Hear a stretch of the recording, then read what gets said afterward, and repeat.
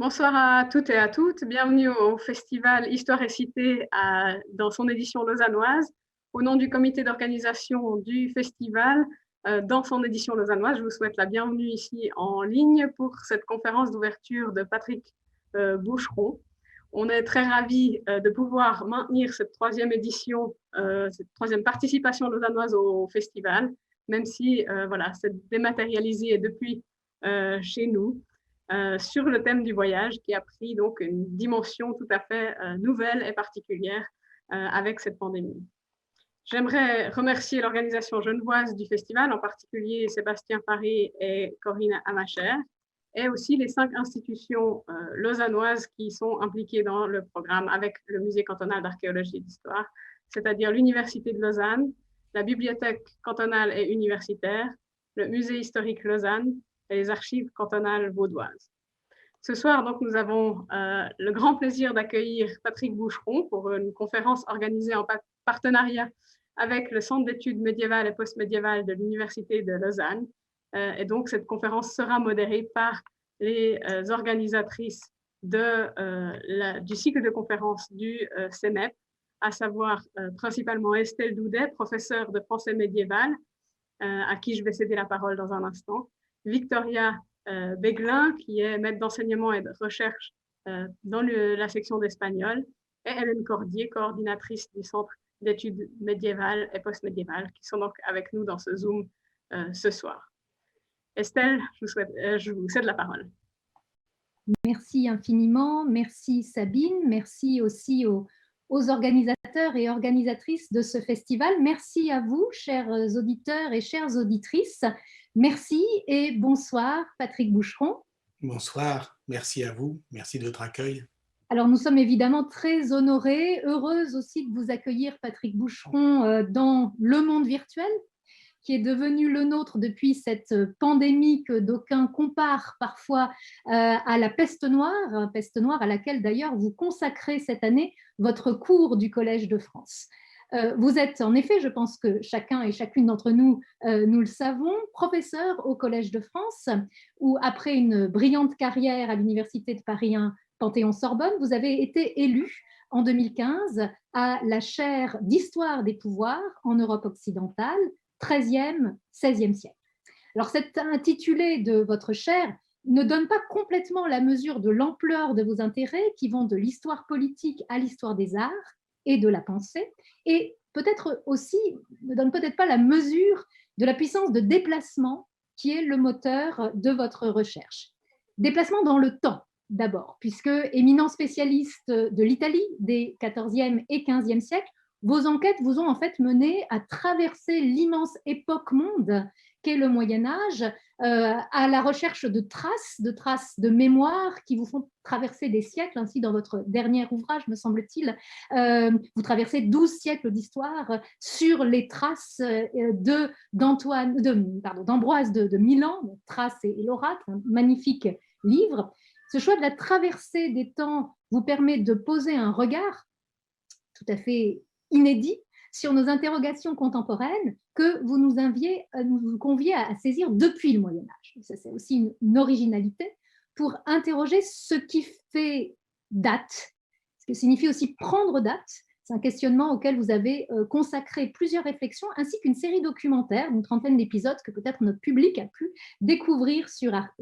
Alors, ce goût du décentrement vous a aussi conduit à vous intéresser au déplacement dans l'espace, en allant d'espaces qui vous sont familiers, ceux des villes italiennes auxquelles vous êtes attachés, jusqu'aux espaces infinis que traversent les voyageurs, notamment dans ce 15e siècle des grandes découvertes.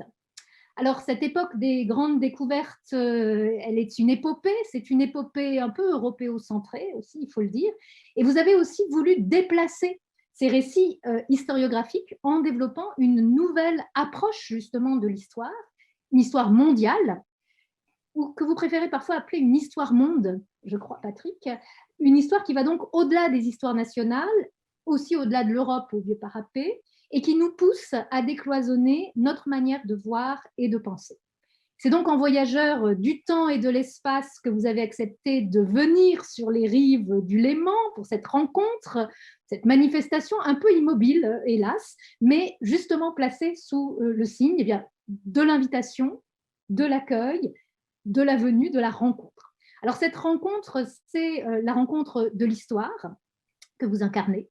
C'est la rencontre aussi de la cité, grâce au festival dont vous êtes l'hôte d'honneur ce soir. C'est aussi celle, peut-être un peu moins exceptionnelle, mais très importante pour ma collègue Victoria Beglin et moi-même, du public vaudois et de son université, à travers les cours publics qu'offre le Centre d'études médiévales et post-médiévales de la Faculté des Lettres, qui co-organise, on vous l'a dit, cette soirée. Alors, bienvenue à une rencontre entre l'histoire, la cité et l'université. C'est cette rencontre que votre apparition sur nos écrans rend possible. Et donc, nous allons suivre vos traces de grands voyageurs vers un autre monde, un monde familier, étrange aussi, et que vous connaissez si bien, le Moyen-Âge. Merci beaucoup, merci Estelle. Bonsoir à toutes et à tous. Je suis très heureux d'être avec vous ici pour ce voyage immobile. Bien sûr qu'il y a un peu de cruauté à parler de voyage en ces temps où nous sommes proprement arrêtés et privés d'altérité. Comment aller au loin pour s'y retrouver, comment mélanger ou battre les cartes de la familiarité et de l'étrangeté. Je pense que c'est la question que posent les déplacements, se déplacer, comme vous l'avez dit, dans le temps et dans l'espace, et étudier justement cette capacité qu'avaient les femmes et les hommes, surtout les hommes, il faut bien le dire, du Moyen-Âge et de la Renaissance, de s'arracher à leur familiarité et d'aller, au fond, chercher l'autre du Moyen-Âge. Évidemment, en parlant de cette autre du Moyen-Âge, oui, j'avais en tête tout ce que vous avez dit si aimablement, chère Estelle, cette question à la fois du déplacement et du décentrement qui fait au fond de l'histoire du voyage une histoire cardinale, une histoire au second degré, puisque l'histoire en elle-même est un exercice de dépaysement et que l'histoire en elle-même ne vaut que si elle est mue, en somme, par une hygiène de l'inquiétude. Et je dirais que cette inquiétude, celui qui a inquiété notre rapport au Moyen-Âge, celui qui nous a permis de voir notre époque depuis le Moyen-Âge, c'est évidemment Jacques Le Goff. Je l'explicite parce que dès qu'on parle de l'autre Moyen-Âge, inévitablement, on pense à lui, on pense encore à lui, et je pense justement il y a presque 60 ans, j'étais pas né, la conférence que Jacques Le Goff prononçait à Venise en 1962, une conférence mémorable qui allait être publiée 8 ans plus tard sous le titre « L'Occident médiéval et l'océan Indien, un horizon onirique », publié justement dans le recueil au titre également célèbre Pour un autre Moyen-Âge. Et au fond, à le relire aujourd'hui, c'est ce que je faisais en préparant ces propos, on ne peut qu'être frappé par l'audace, par la vigueur, par la jeunesse, en somme, de ce texte, qui est un texte de découvreur, qui est un texte d'éveilleur, et qui justement contrastait ce 15e siècle que je connais un peu moins mal, du 13e siècle des explorateurs et des missionnaires, dans lequel je vais quand même tenter de me risquer. Et c'est assez rarement d'ailleurs que Le Goff lui-même s'aventurait au-delà de son beau Moyen-Âge qui était solidement campé sur le XIIIe siècle. Et il décrivait le XVe comme au fond le moment où se déchirait un voile onirique, où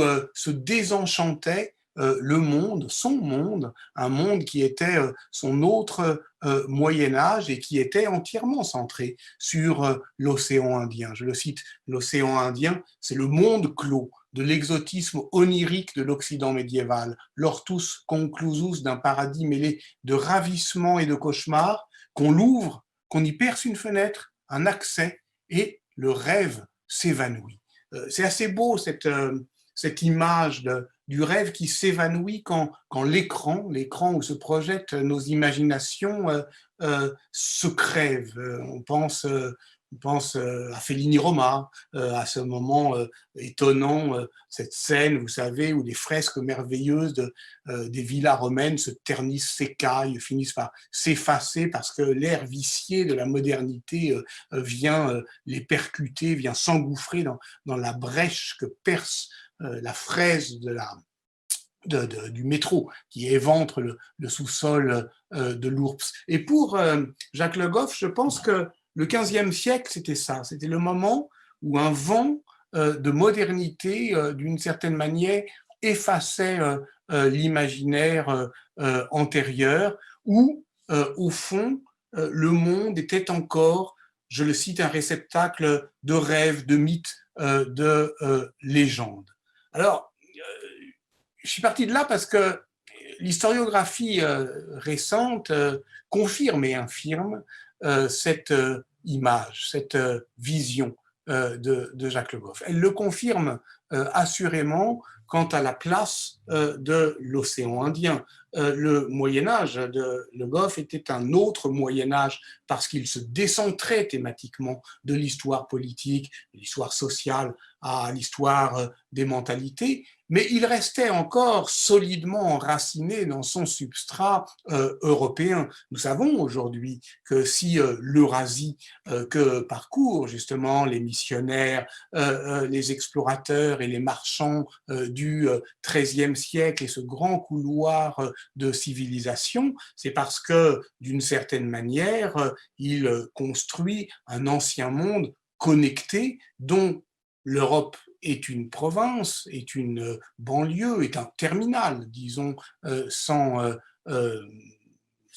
être péjoratif. C'est le Finistère de l'Eurasie et qui est densément connecté à partir de son cœur battant qui est l'océan Indien. Et d'ailleurs,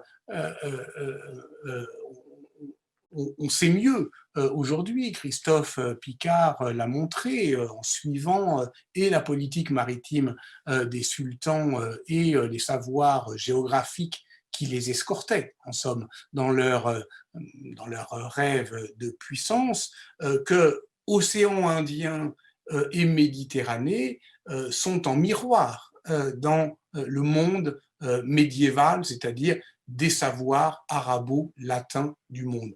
En miroir, ou d'une certaine manière, la mer du commerce, c'est l'océan Indien, alors que la Méditerranée est la mer du djihad. Et donc, c'est encore trop dire, c'est encore être trop européocentrique de dire de l'océan Indien que c'est la Méditerranée asiatique. En réalité, c'est plutôt dans l'autre sens que cela se passe. Alors, je pense qu'effectivement, Le Goff avait tout à fait raison de nous montrer cet horizon onirique de l'océan Indien et que, d'une certaine manière, les développements, ce que vous avez appelé l'histoire monde, y contribuent et le poursuivent. Mais il y a quelque chose, quelque chose qui m'a étonné, qui m'intrigue et qui, pour tout dire, m'émeut aussi, c'est cette idée que, voilà, un voile de légende, une sorte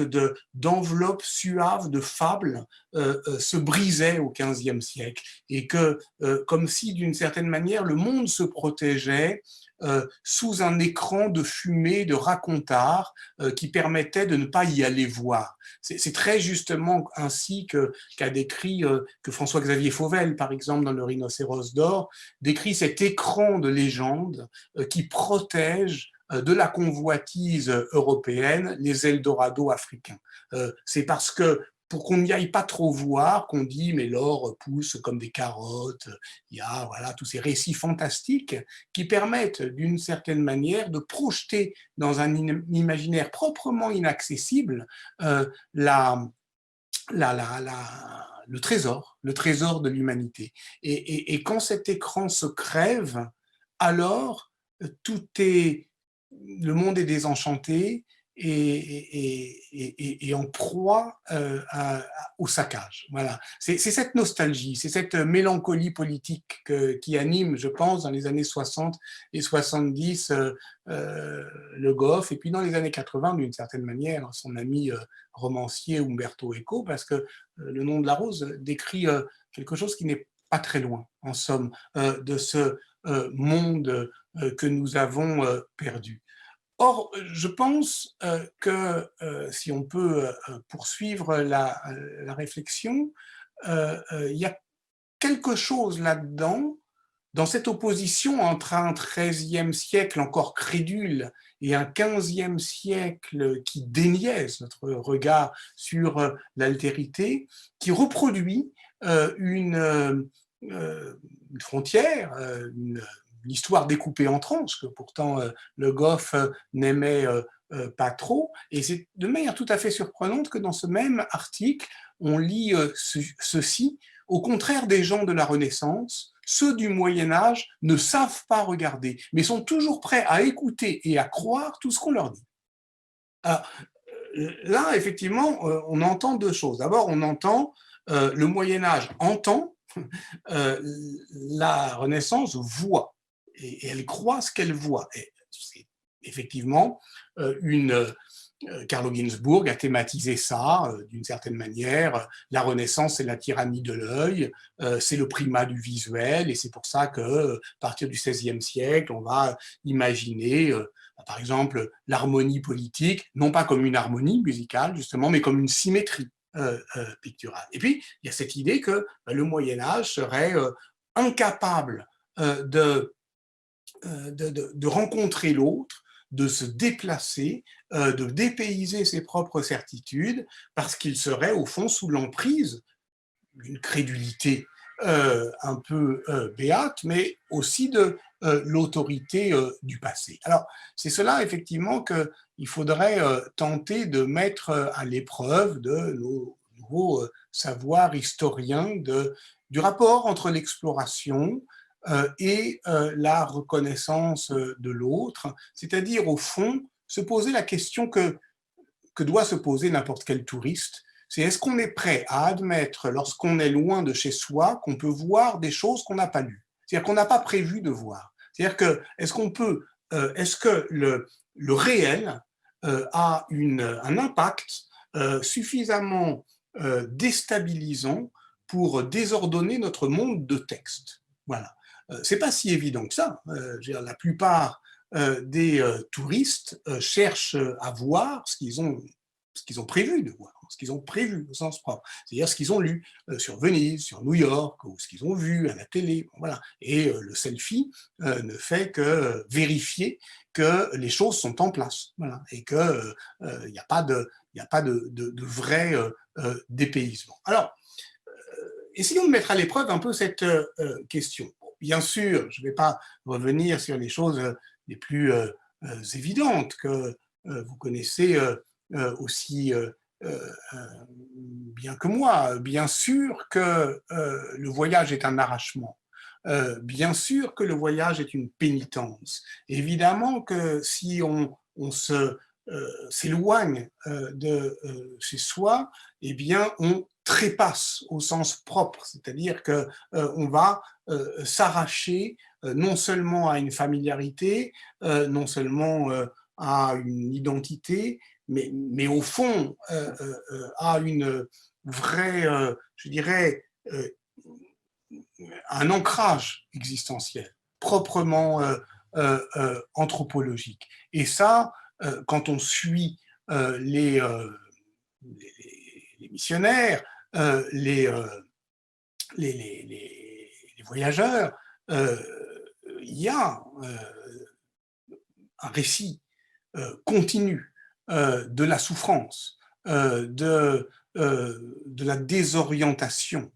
Si vous prenez, par exemple, Guillaume de Rubruck, qui est effectivement le plus célèbre des voyageurs, ce voyage dans l'Empire mongol, qui est un texte dont le souci narratif constamment et puissamment descriptif est un témoignage dont on garde souvent, je dirais, le ton le plus enjoué, mais il est enjoué sur le courage qu'il y a à parcourir des terres inconnues. Il aura parcouru de 1253 à 1255 16 000 kilomètres et enduré ce qu'il appelle des souffrances intolérables.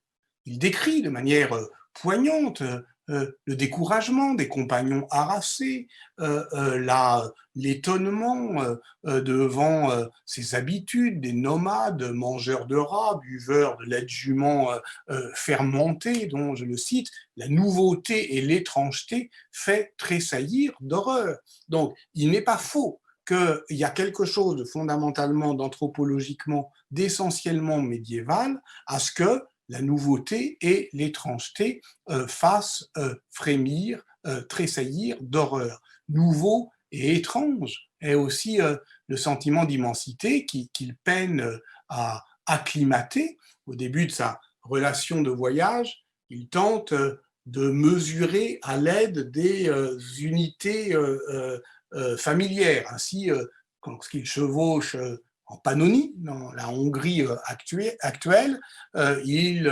parcourt, dit-il, à peu près chaque jour la distance de Paris à Orléans. Et puis, à un moment donné, au bout de quelques semaines, je crois qu'il ne raisonne plus selon ce maître de Paris à Orléans. Et on le voit changer de système métaphorique. Par exemple, telle rivière ne sera plus aussi large que la Seine, mais aussi large que le Nil, par exemple. Donc on voit bien qu'au fur et à mesure qu'il se déplace, au fur et à mesure qu'il progresse dans sa connaissance de l'Est, dirait Paul Claudel, eh ben, d'une certaine manière, il acclimate son maître, son pas, son système métaphorique dans tous les sens du terme. Nous allions donc vers l'Orient, n'ayant autre chose à voir que le ciel et la terre. Il y a un moment où les voyageurs sont proprement désorientés. C'est vrai de Guillaume de Rubruck, c'est vrai de Jean de Plancarpin, c'est vrai de tous ces missionnaires qui ont été envoyés, je n'ai pas dit le contexte, mais vous le connaissez, par le roi de France vers effectivement cette Eurasie, vers cette Asie centrale qui bruissait d'une rumeur terrible, qui était celle de l'arrivée des peuples mongols qui auraient d'une certaine manière précipité la fin des temps, puisqu'on s'attendait à ce que lorsque les portes d'Airain, de Gog et de Magog s'ouvrent, un peuple cruel viendrait affluer sur l'Europe. Mais on sait très bien que très vite, il y a évidemment cet imaginaire, mais il y a aussi autre chose de tout aussi puissant qui est un imaginaire politique de la fameuse alliance de revers, c'est-à-dire aller chercher chez des païens qui sont possiblement christianisables, des alliés de revers contre les puissances arabo-musulmanes. Et on voit très bien qu'au fond, ces grands voyageurs, ils s'avancent, mais il y a un moment où, proprement, ils paniquent. Et ce moment, on peut d'ailleurs souvent sinon le dater, du moins le caractériser, c'est souvent quand ils se rendent compte qu'ils ont été si loin que désormais, Jérusalem est à l'ouest. De leur point de vue, ils ont dépassé l'Orient. Et donc, ils se retournent et ils se rendent compte qu'en fait, Jérusalem est à l'ouest. Et là, ils sont proprement désorientés, ce qui indique quelque chose de très profond. C'est-à-dire que dans la boussole médiévale, l'Occident est une butée, l'Orient est une direction. Il n'y a pas de limite à l'Orient. Et donc, évidemment, on ne s'attend pas à ce qu'on puisse s'arrêter un jour. On s'y épuise, on s'y perd. C'est le lieu où on se perd, ce n'est pas le lieu où on se noie, ce n'est pas c'est pas les colonnes d'Ulysse. Bon. Donc voilà, ça c'est quelque chose qui me semble assez important, c'est de considérer que, évidemment, que dans ce monde qui est moins enraciné qu'on le croit, qui est plus mobile qu'on le dit, malgré tout, le voyage est une pénitence, malgré tout, c'est une souffrance, malgré tout, c'est une désorientation. Mais ce qui est frappant quand même, lorsqu'on lit les voyageurs, disons, du XIIIe siècle, je vais prendre vraiment à la hache, hein, je suis désolé, mais c'est pour donner des idées. Voilà, c'est deux moments, le XIIIe et le XVe siècle, suivant, d'une certaine manière, la testant, en fait, l'hypothèse Le Goffienne. C'est que contrairement à une idée reçue, en réalité, ils sont tout prêts à accepter qu'une altérité, ce que j'appelais l'altérité, d'une certaine manière, naisse du déplacement, au moins du point de vue de leur culture livresque. C'est-à-dire que si le réel périme le texte, alors le texte doit être corrigé par rapport à ce qu'ils ont vu. J'ai parcouru. C'est un leitmotiv chez Guillaume de Rubruck. Et ce sentiment mêlé d'inquiétude et d'exaltation devant le neuf et l'inouï dès lors qu'on bascule dans l'estrangement, eh bien, d'une certaine manière, il est tout à fait prêt à ce que j'appellerais une sorte d'aggiornamento avec le réel. Par exemple, bon, il y a un cas tout à fait célèbre, c'est la mer Caspienne. Voilà ce que Guillaume de Rubruck, je reste avec lui pour simplifier, en dit. Cette mer est donc sur trois côtés entourée de montagnes, mais elle a une plaine au nord. Frère André l'a parcouru sur deux de ses faces, la méridionale et l'orientale. Quant à moi, j'en ai parcouru les deux autres, la septentrionale, en me rendant de chez Batou vers Manchukuo, et en revenant de même, et l'occidentale, durant mon voyage de retour, de chez Batou jusqu'en Syrie. Donc, il fait, d'une certaine manière, il combine deux choses, deux observations, les siennes et celui de son compagnon, celle de l'aller et celle du retour. Mais à la fin, il se rend compte que lui ou son camarade ont parcouru quatre des côtés de cette mer. Donc, elle est fermée. Mais pourtant, Pline dit qu'elle est ouverte sur l'océan. Eh ben, c'est que Pline a tort. Voilà. Bon, ça nous paraît rien. C'est pas rien de dire que Pline a tort. Que Pline a tort, qu'Isidore a tort, que tous affirmaient que la Caspienne est un golfe de l'océan Arctique, que tous les lettrés du Moyen-Âge ont emboîté le pas, mais que eux, c'est-à-dire Guillaume et André de Longjumeau, ont vu, l'ont rapporté, n'hésitent pas à contredire la plus grande autorité du Moyen-Âge et que c'est une révision majeure de la géographie de l'Asie, qui est d'ailleurs immédiatement reçue comme telle par les milieux savants de l'Europe, puisque l'illustre Roger Bacon, qui rencontra le voyageur à la Sorbonne, s'appuyait sur ce qu'il appelle une expérience toute récente. Donc c'est quand même tout à fait intéressant sur la capacité, effectivement, de ce Moyen-Âge qui n'écoute pas seulement ce qu'on lui dit, hein, pour contester la tradition et affirmer que la Caspienne est bien une mer fermée. On pourrait trouver d'autres exemples. Je dirais juste une chose, c'est que, au fond, mais là aussi, j'attends de vos lumières parce que je ne suis qu'historien, je ne suis pas un spécialiste de la littérature médiévale, et donc je vais dire des choses très banales, mais il est évident que ces textes nous parviennent sans leur mode d'emploi. Et qu'au fond, on n'est jamais très sûr du régime de vérité, d'attention, de lisibilité, de curiosité qu'ils induisent ou qu'ils supposent. Est-ce qu'on est censé les croire? Et jusqu'où est-on censé les croire?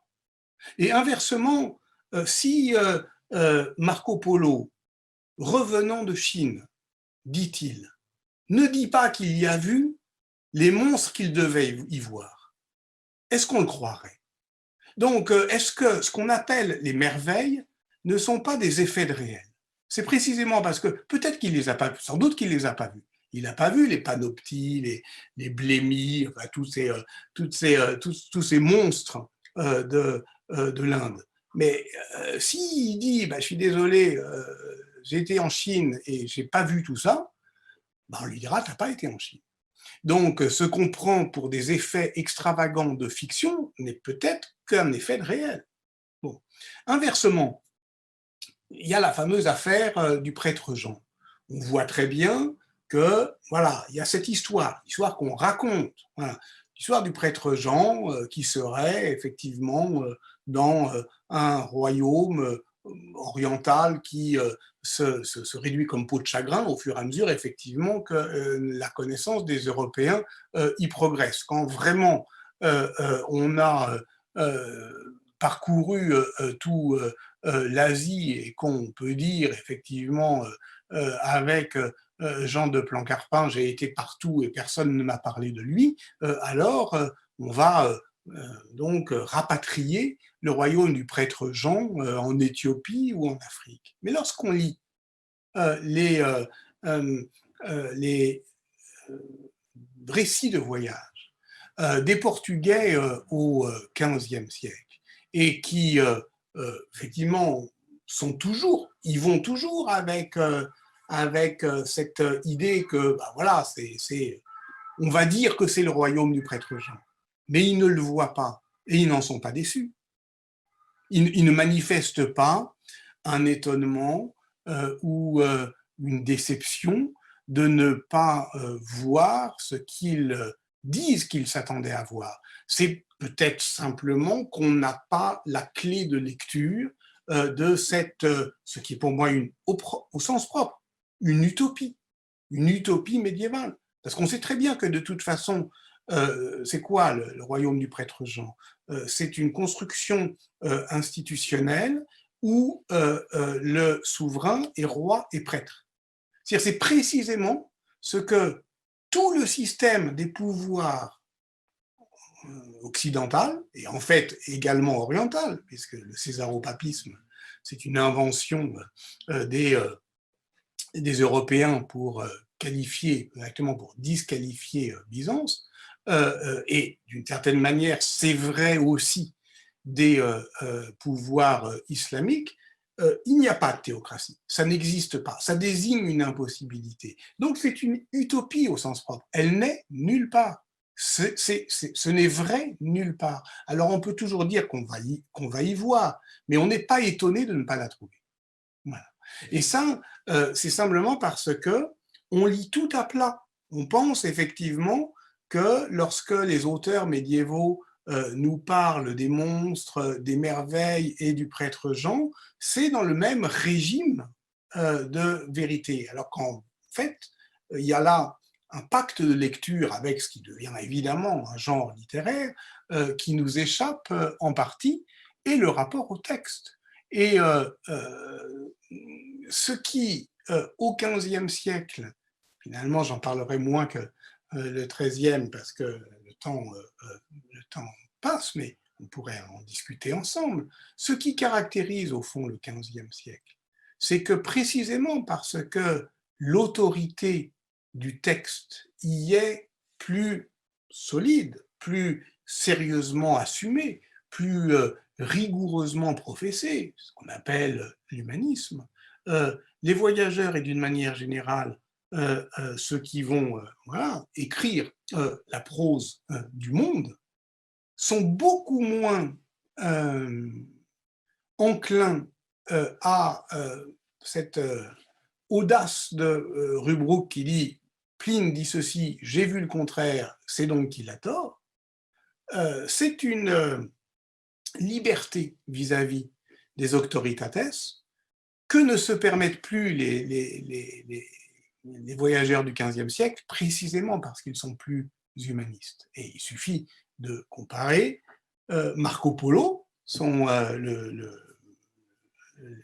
livre du devisement du monde, et ce qu'on appelle le journal de bord de Christophe Colomb, qui est un texte au statut compliqué, mais qui est d'abord le texte d'un lecteur. C'est-à-dire que Christophe Colomb est un voyageur, mais c'est un voyageur qui s'attend à trouver ce qu'il a lu dans Marco Polo. Et évidemment que toute la difficulté qu'il a à rencontrer l'altérité, pour le coup, elle vient du fait qu'il est beaucoup moins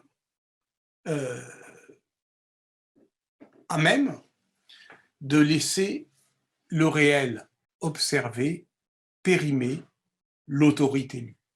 Et si on croit d'ailleurs à l'humanisme, on comprend pourquoi. Donc, on aurait tort de croire que du XIIIe au XVe siècle, l'évolution fut sans heurts une saisie sans cesse plus affirmée de la nouveauté du monde, qui aurait avancé du même pas décidé que l'irrésistible progression des explorations et qui ferait des grandes découvertes l'expression inévitable, fatale, de cet exorbitant privilège européen de la curiosité du monde. Voilà, mû par la curiosité, c'est-à-dire au sens étymologique par le soin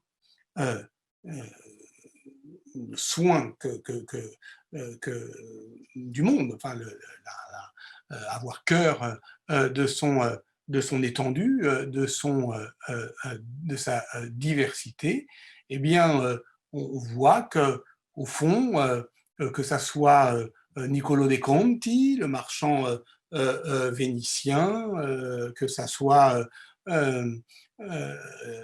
Bertrandon de Broquière, ce petit noble originaire de Guyenne au service de Philippe le Bon, qui accomplit son voyage d'outre-mer et qui est un étrange mélange entre la culture chevaleresque New Age du XVe siècle et puis l'esprit d'aventure. Tous, au fond, tentent toujours de sauver la tradition contre les assauts de leur propre observation. Et donc là, moi je serais plutôt tenté d'y voir une opposition en chiasme, c'est-à-dire à contre-front de ce que pensait Le Goff dans le XVe siècle qui désenchantait le monde. Ça ne veut pas dire effectivement que la rencontre n'est pas possible. Et j'en terminerai par là. Si on va effectivement, malgré tout, si on ouvre une fenêtre vers ce vers quoi tendent les grandes découvertes. Et comme le disait Campanella, apprendre, découvrir, comprendre, c'est déjà à moitié dominé. Donc, cette œuvre de savoir, bien sûr qu'elle ouvre une séquence d'exploitation, mais que cette exploitation reste toujours aussi dans, c'est pas la peine de sauver son innocence ou d'accuser ses conséquences, cette exploration de la diversité du monde, elle reste toujours fondamentalement liée à une œuvre de domination. Et que pour la déjouer, les historiennes et les historiens doivent mener ce que Romain Bertrand appelle une histoire à parts égales, quand ils le peuvent. Quand les régimes documentaires sont suffisamment équilibrés, suffisamment symétriques pour le pouvoir. Alors c'est le cas effectivement de l'histoire qu'il raconte, c'est-à-dire lorsque les marchands hollandais jettent l'ancre dans la baie de Banten en 1598, donc pénétrant pour la première fois dans ce monde javanais inconnu. Ils accumulent les maladresses, les balourdises, ils cherchent à jeter des ponts de commensurabilité avec des gens qui ne comprennent pas, mais après tout, ils ont des balances chinoises, ils ont des interprètes arabes, donc ils ont le maître, les poids et mesures de la Chine et la langue de l'Empire, c'est-à-dire les deux choses avec lesquelles on peut quand même improviser une entente, mais une entente entre des marchands sans manières et des aristocrates javanais épris de convenance. La puissance du livre de Romain Bertrand, c'est de montrer que l'histoire des rencontres, des premières rencontres, qui soient connectées, c'est une manière pour nous, les historiennes et les historiens qui veulent la comprendre, de battre les cartes du jeu de la familiarité et de l'étrangeté. Parce que quand on rentre dans le livre de Romain Bertrand, on se dit, bah, d'accord, je suis du côté des Hollandais. Mais au fur et à mesure, ces Hollandais nous paraissent de plus en plus bizarres, et les Javanais pas si éloignés qu'on le pensait. Voilà. Et donc ça, c'est cette capacité sur laquelle je voudrais terminer et conclure, puisqu'il est temps, de s'y retrouver. Qu'est-ce qui fait qu'on s'y retrouve loin, si loin de chez soi? Qu'est-ce qui fait qu'on peut, comment dire, opérer des familiarités déplacées? C'est-à-dire se ressentir chez soi ou dans un petit chez soi ou dans quelque chose de comparable à ce qu'on a quitté, si loin. Et au fond, se découvrir soi-même autre, puisque c'est ça en fait, fondamentalement. Comme le disait Michel Mola, la grande découverte des grandes découvertes, c'est l'autre en soi. Voilà. Ultimement, le dernier mot de cette histoire, c'est l'inquiétude de Montaigne. C'est se découvrir l'autre de l'autre. Nous sommes les barbares du monde. C'est ça, à la fin, qui se passe.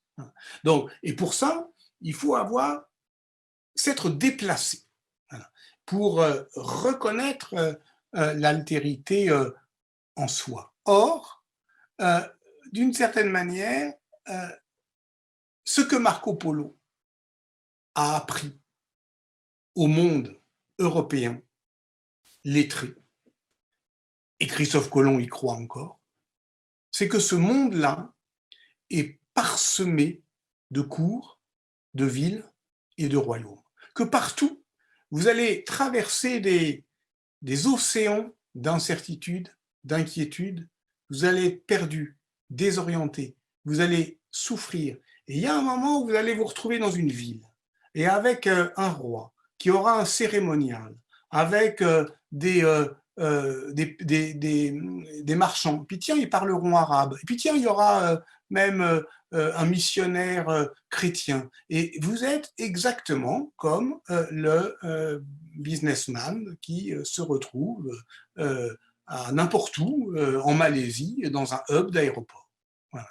Ce que décrit d'ailleurs Umberto Eco dans le nom de la rose, c'est pas autre chose. C'est que finalement, ce monde en archipel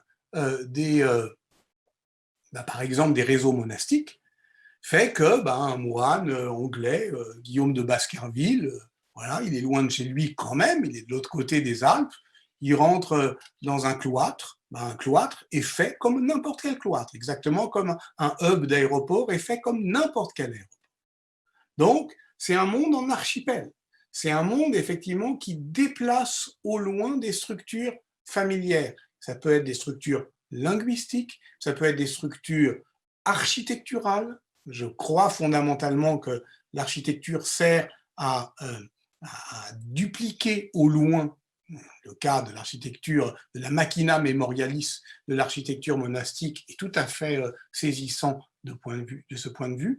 Et il y a aussi, c'est pour ça que je reviens, j'ai fait ce pas de côté avec Romain Bertrand, des structures curiales, des structures politiques, qui fait que ça soit Ibn Battuta à la cour du Mali ou je ne sais pas,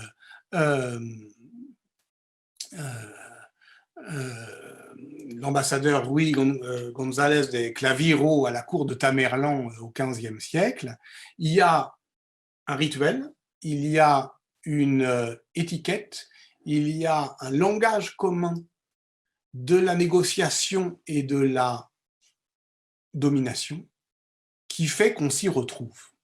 Voilà. Et ça, ce système-là, qui est un système effectivement de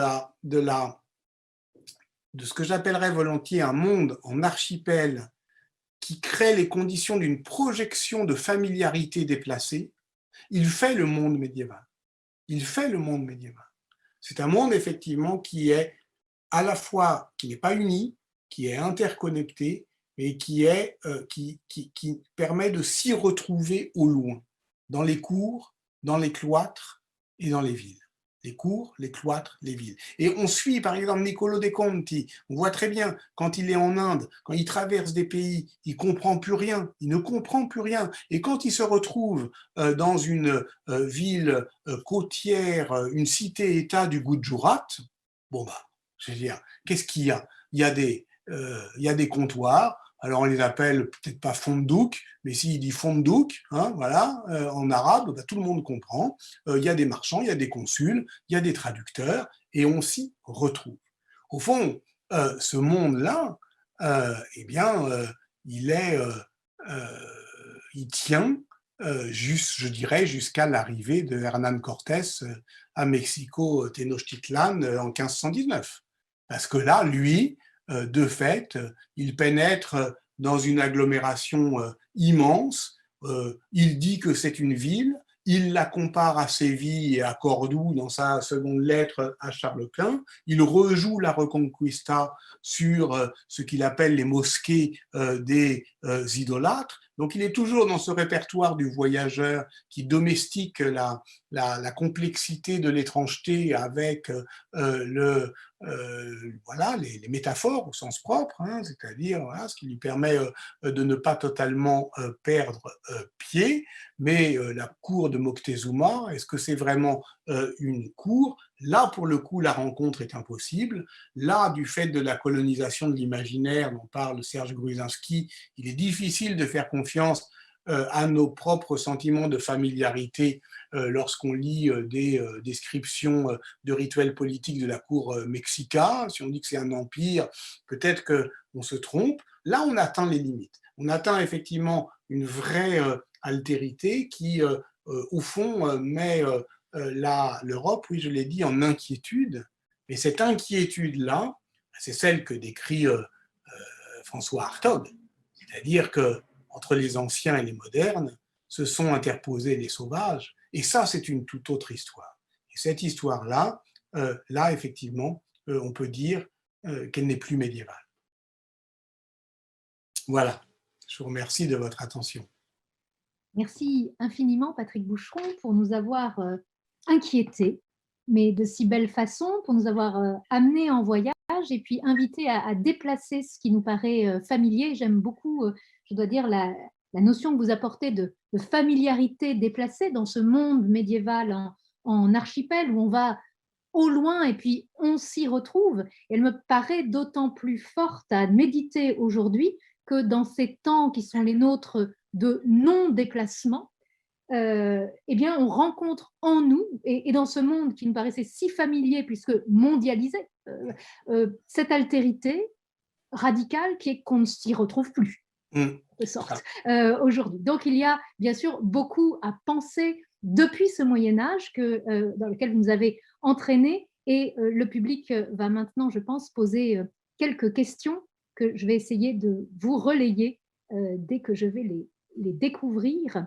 avec mes collègues. Alors, peut-être, je vais ouvrir peut-être par une première question qui est sur, vous nous avez entraînés dans un voyage dans l'histoire, mais c'est aussi l'histoire du voyage. Et donc, ma première question peut-être porterait là-dessus. Vous avez souligné cette sorte de rupture historiographique peut-être qui a lieu ou qui a eu lieu à la fin du siècle dernier, cette fin du XXe siècle, entre la vision d'un Jacques Le Goff qui bien qu'il en soit un détracteur, rejoue peut-être le récit historiographique de la grande rupture moderne, où il y aurait les voyageurs du Moyen-Âge qui, au fond, ne voyageraient pas vraiment parce qu'à chaque fois qu'ils vont quelque part, ils s'y retrouvent justement, et puis on a l'impression qu'ils sont un peu immobiles parce que fermés dans leur vision du monde. Et puis la curiosité moderne qui est cette sorte de grand vent vers l'ailleurs. Et donc, vous nous montrez qu'aujourd'hui, ce type de questionnement qui était encore présent finalement il y a quelques années, peut-être 30 ans,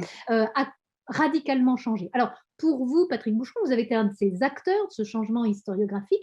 Donc, est-ce que c'est la méthodologie des historiens qui a fait changer notre regard? Est-ce que ces historiens travaillant dans un monde en changement ont évolué aussi pour repenser ce récit de l'histoire des voyages? Qu'est-ce qui a changé et que vous nous avez si bien expliqué ici? Pourquoi on en est là, en fait, depuis Jacques Le Goff? Ouais, c'est une très bonne question et effectivement, ça nous permet de se situer humblement par rapport à une historiographie qui progresse et dont il ne s'agit pas effectivement il s'agit pas de faire la leçon depuis aujourd'hui sur des historiens du passé, puisque je pense que si on est historienne ou historien de profession, enfin on tente de l'être, c'est pour lutter contre l'arrogance du présent. Bon, voilà. Donc, Le Goff a eu des positions, il a eu des proclamations, en particulier sur le long Moyen-Âge. Mais on voit bien que ce qui m'intéresse, au fond, c'est pas pour l'accuser, c'est pour justement montrer que c'est pas si facile parce que la rupture moderne, je veux dire, elle est en nous. Enfin, je veux dire, on a besoin quand même d'y croire. On a besoin de croire qu'il y a un moment où ça bascule, il y a un moment où il y a un tournant naturaliste. C'est cette question, voilà, c'est ce que dit Bruno Latour, parlant à la fois des autres, enfin les autres, ceux qui sont derrière nous dans la chronologie et loin de nous dans la géographie. Il dit nous savons qu'il croit et nous croyons savoir. Voilà, ce chiasme-là, c'est-à-dire on distribue le savoir et la croyance. Voilà. Nous savons qu'ils croient. Eux, ils sont dans la croyance. C'est-à-dire eux, les médiévaux, ou eux, les orientaux. Et nous croyons savoir. Bon.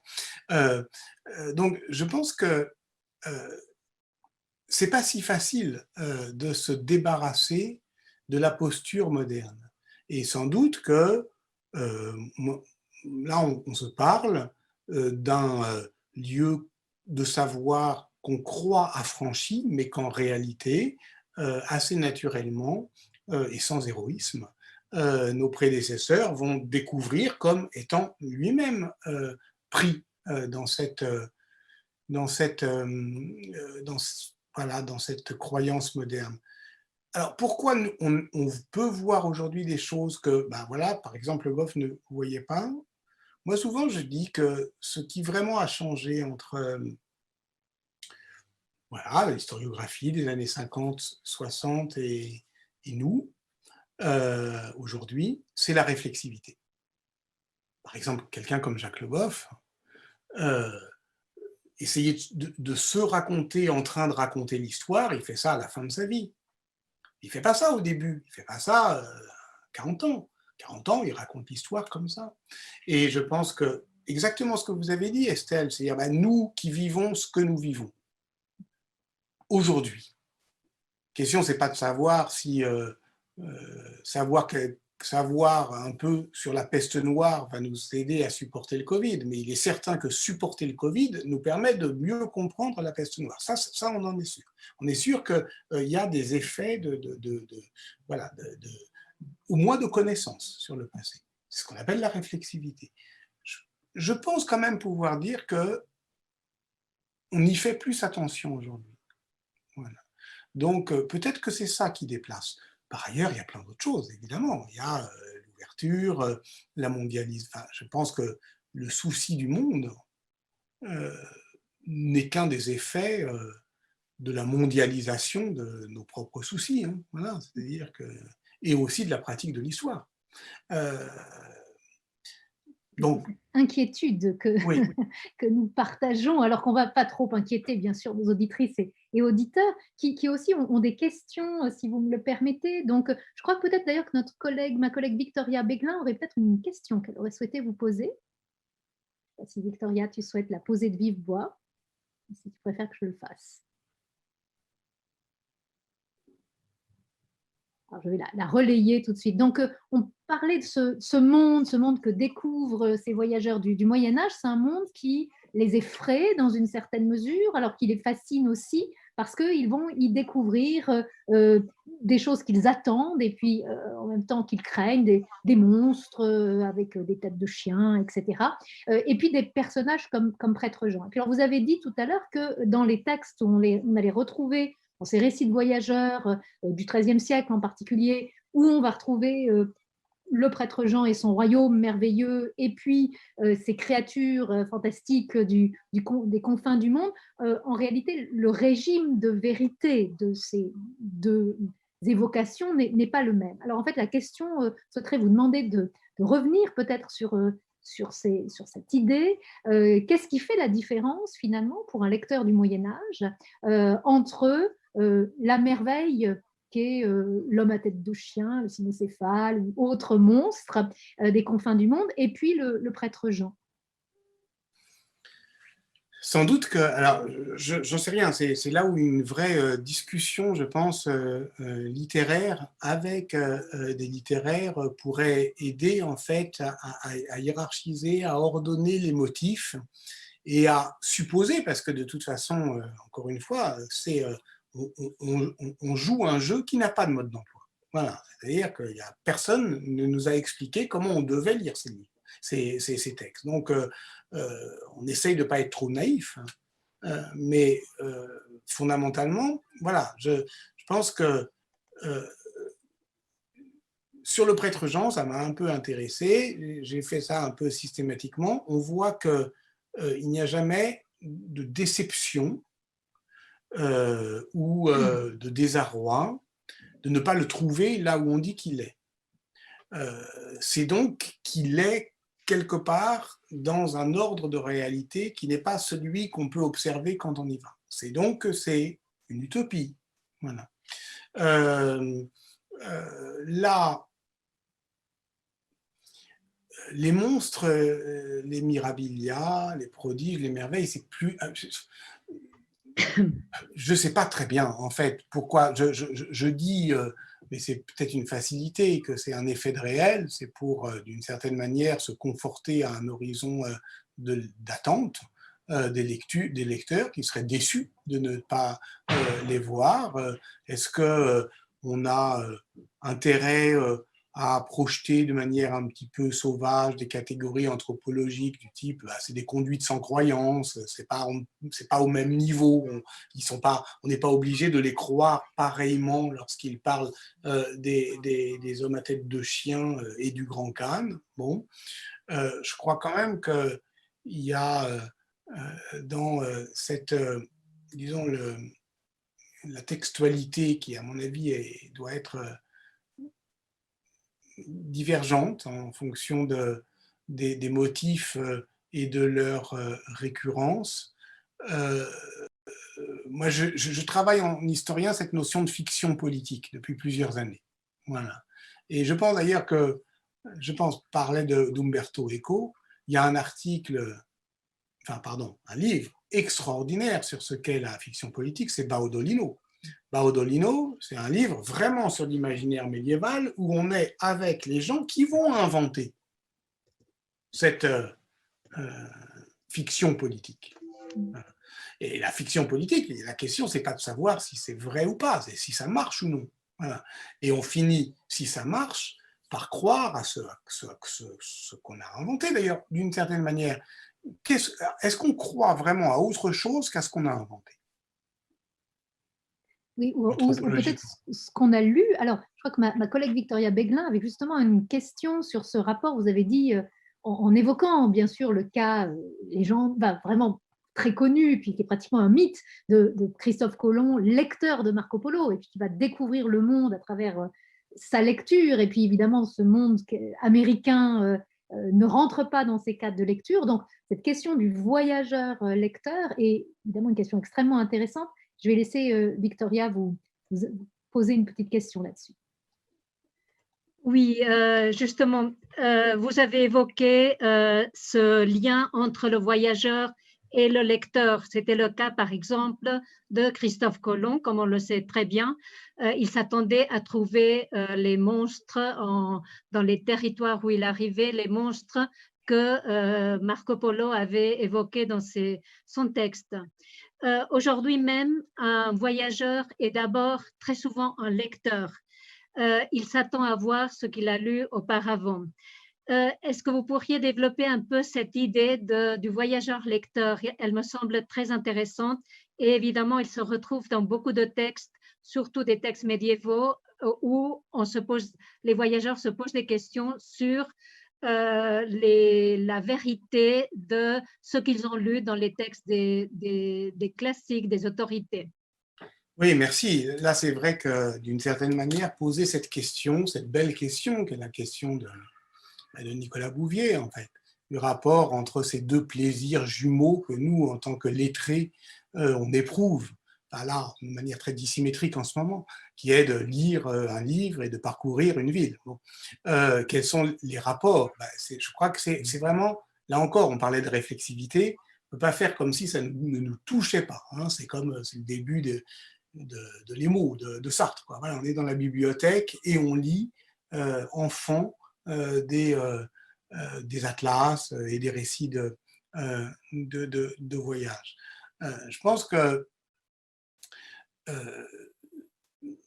il y a évidemment cette question de la préparation au voyage d'un livre qui, parce qu'il le prépare si bien, peut en annuler les effets, ce qu'on va appeler un pèlerinage, finalement, un récit de pèlerinage, où il s'agira d'une certaine manière de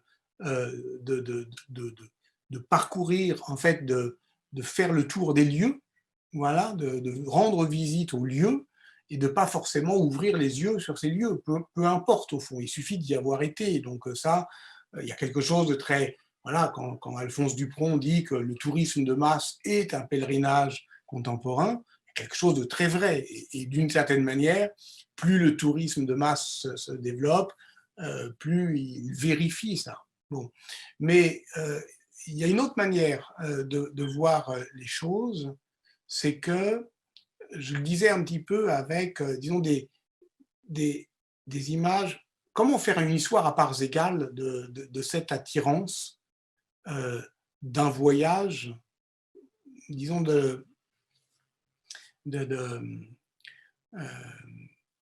voyage lettré ou d'un voyage de lecteur. Peut-être en essayant aussi de faire l'histoire de la puissance imaginante du lointain à projeter une image comme machine agissante qui prépare au fond à le voir et qui contraint par avance le voyageur à le voir comme il doit le voir. Voilà. Moi, j'ai été, quand j'étais étudiant, incroyablement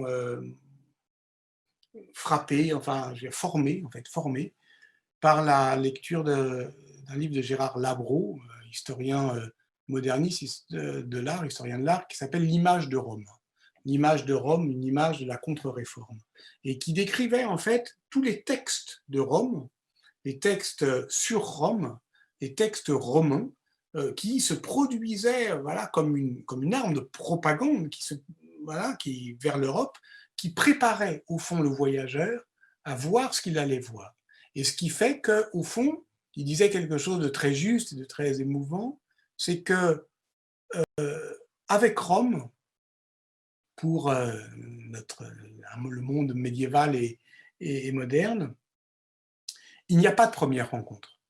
Parce que quand on y va, on l'a déjà vu, on l'a déjà eu. Il ne peut pas y avoir de première rencontre. Voilà. Comme aujourd'hui, je ne sais pas ce que ça veut dire pour quelqu'un, sauf quelqu'un qui n'aurait jamais été au cinéma, d'aller pour la première fois à New York. Qu'est-ce que ça veut dire?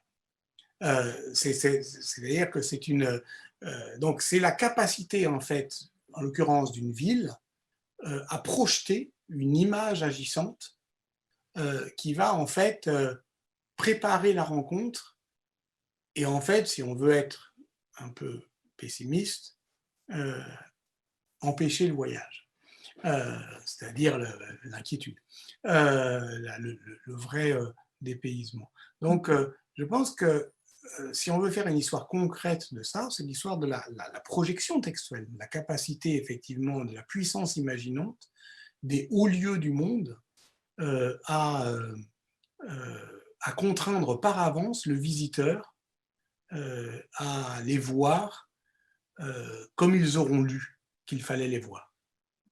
Alors justement, cette question du voir, évidemment, là, on a suivi avec vous et sur vos traces des voyageurs occidentaux du Moyen-Âge qui vont se confronter à ces immensités asiatiques, et qui les imaginent et qui les voient, et puis qui en font à la fois l'expérience et qui en créent aussi le fantasme. Mais alors, si on essaie de faire une histoire aujourd'hui à part égale, on peut se demander quel était le regard que pouvaient porter des Asiatiques, par exemple, allant vers l'Ouest, en quelque sorte, ou allant vers cet Occident. C'est une des questions que posent nos auditeurs ici, donc je vais vous relayer, un auditeur qui évoque la pérégrination vers l'Ouest de Wun Cheng-en, pardon pour mon accent, chinois, et qui se demande si il y a eu un impact similaire de ce type d'écriture du voyage, de récit de voyage vu par un voyageur chinois. En Asie, finalement, est-ce qu'on sait si dans l'histoire de l'Asie, dans l'histoire de la Chine, ces voyageurs qui vont vers l'Occident ont une réception analogue, comparable à celle d'un Marco Polo ou d'un Ruysbrook qui part vers les steppes mongoles?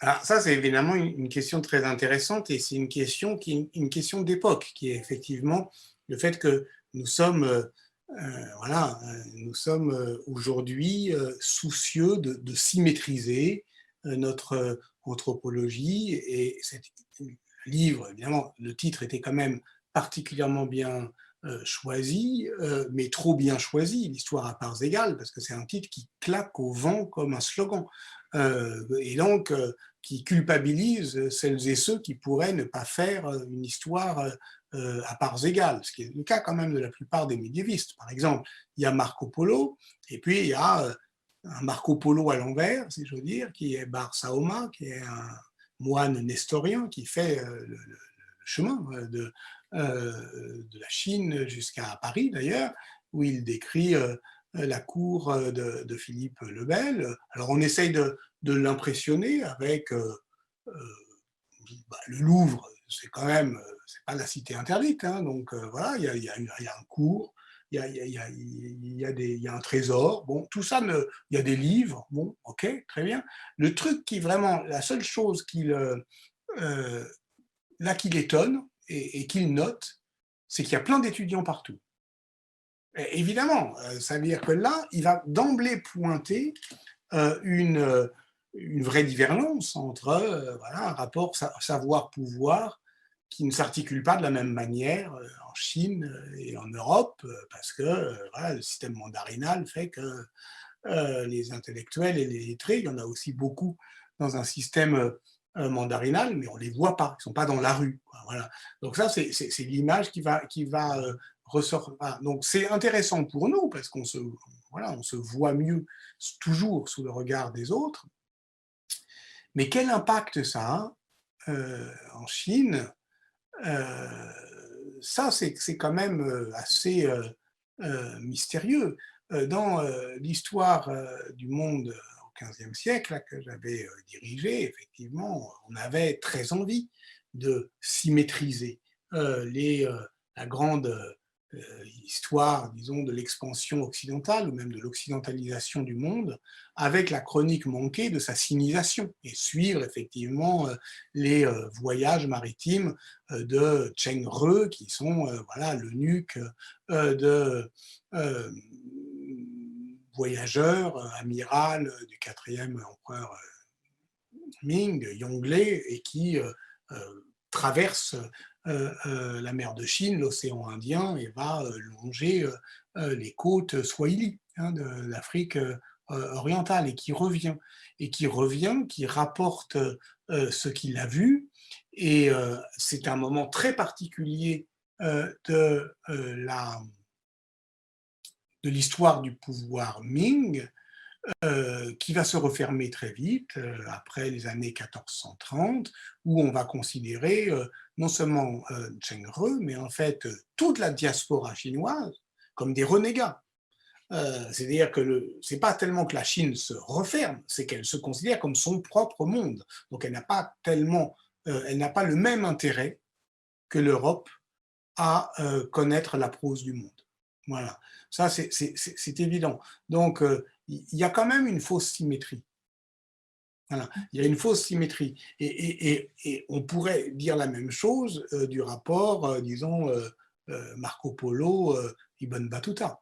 Hein. C'est-à-dire que, voilà, Ibn Battuta, d'une certaine manière, il dit qu'il a été en Chine parce qu'il fait un tableau complet du monde qui ne serait pas complet sans la Chine. Donc, et la seule différence, c'est qu'entre Marco Polo et Ibn Battuta, pour dire qu'on a fait le tour du monde, au XIVe siècle, il faut dire qu'on a été au Mali. Donc ça veut dire que l'Afrique fait aussi partie de cet horizon mondial. Maintenant, là encore, je pense que de toute façon, il ne faut jamais oublier que ce soit les missionnaires, Guillaume du Rubruck, qui sont quand même, ou Jean de Plancarpin, qui ont quand même une lettre de mission, enfin, qui sont en un voyage diplomatique, les marchands, eux, je veux dire, il y a un moment où il faut quand même se poser la question, quel serait leur intérêt de dire la vérité? Si Marco Polo est vraiment Marco Polo, s'il est un marchand, est-ce que vous connaissez beaucoup de marchands qui publient comme ça toutes leurs, tous les secrets de leur... ça n'a pas de sens. Il a tout intérêt à mentir. Voilà. Donc là encore, il faut réfléchir au contrat, au pacte de lecture implicite. Alors, merci beaucoup pour ce voyage critique aussi, hein, non seulement dans l'histoire et puis sur les pas des voyageurs du Moyen-Âge, mais aussi dans les textes qui nous ont laissés, dans les méthodologies que ces textes inspirent. Puis, grâce à vous, Patrick Boucheron, on a été en effet arraché un peu un moment, du moins à ces confinements qui nous immobilisent. Et puis, Paul Zumthor rappelait qu'en allemand, l'arrachement se dit Risan. En ancien allemand, c'est le terme qui a donné Reise, le voyage. Donc, merci infiniment. C'est moi qui vous remercie. Nous avoir merci entraînés beaucoup. dans ce voyage vers cette altérité médiévale qui nous ressemble dans une certaine mesure. Merci beaucoup et une très bonne soirée à tous, chères auditrices et chers auditeurs. Et puis, un bon festival. Bonne soirée, merci. Merci de votre accueil.